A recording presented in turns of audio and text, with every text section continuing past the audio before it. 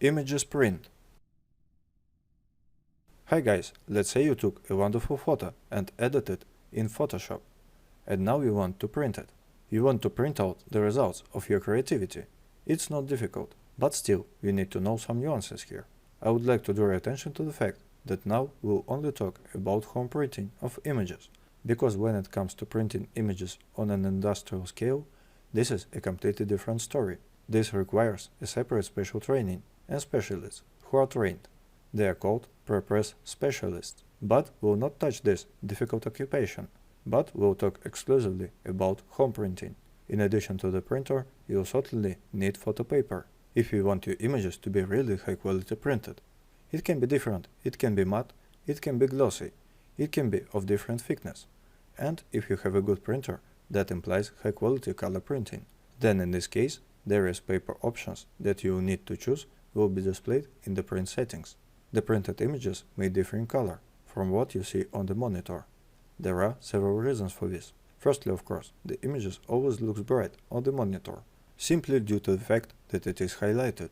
But there are other reasons. The monitor doesn't always reflect the colors as they are, and in order for it to reflect them perfectly, it is necessary to calibrate the monitor. If it becomes necessary, then you need to use the services of a specialist for this. In addition, you can configure a special profile, so that the printer and monitor work as if in a single bundle. But even so, when you change the photo paper, the image will be slightly different.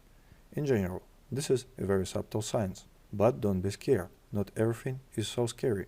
As a rule, the images are still quite good, and we are talking now about how to achieve absolute identity between the image on the monitor and the image on the printed photos. Let's say we would like to print this image. What do we need to do for this?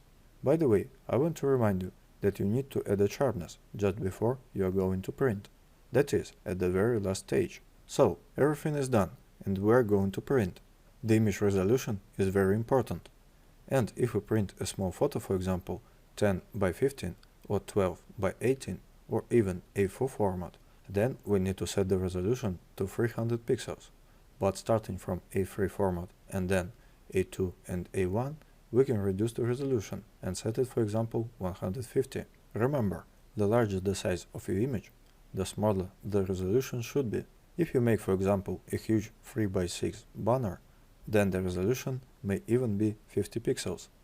Of course, the print quality in this case will be worse, technically worse, but after all, no one looks at such large images for a close distance, and from a distance there will be no quality flaws. And if you try to save 300 pixels per inch for a very large image, then the file may simply be heavy and huge, and it will simply be impossible to work with it.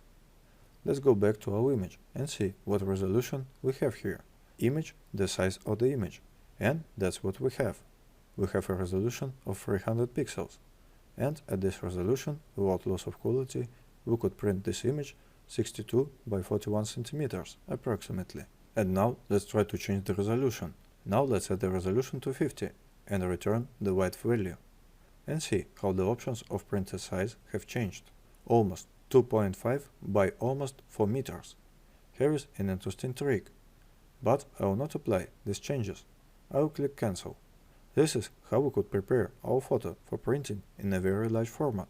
And now let's see how we can prepare the same photo for printing in size 10 by 15. To do this, we'll use the crop tool. We choose it. Next in the settings, select the width and height of the resolution. So we will have 150 in width, 100 in height, and a resolution of 300 pixels. That's how our image has shrunk. And this is how we can prepare a whole series of our photos in order to take them to the printout. If we don't do it at home, and we can do this size reduction operation as an action and perform batch processing. Like that. If you want to save the settings that you have set for the crop tool, then you can go here, select a new crop set parameters. Well, let them be like this, and click OK. After that, you will have a new crop set, which you can use, and you won't need to re-enter all this data. And now finally, we will send our image to print. File and choose print. After that, you'll have a dialog box for your printer settings.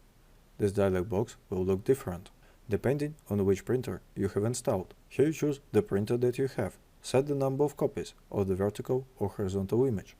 I have horizontal, and adjust print options. I don't have much here, but if you have some good photo printer, then you'll have a lot of settings. You'll specify a portrait or landscape. You'll select the type of paper you'll be printing on. There you'll see just a huge list of photo papers. Well, you'll see various other settings there too. After that, we press print, and all our images begin to print. We have reached the finish line, and now your images are already being printed, and our course is coming to an end. I sincerely wish you don't stop and go on to the top of Photoshop. It was Peter Romanov and AIM School. See you soon.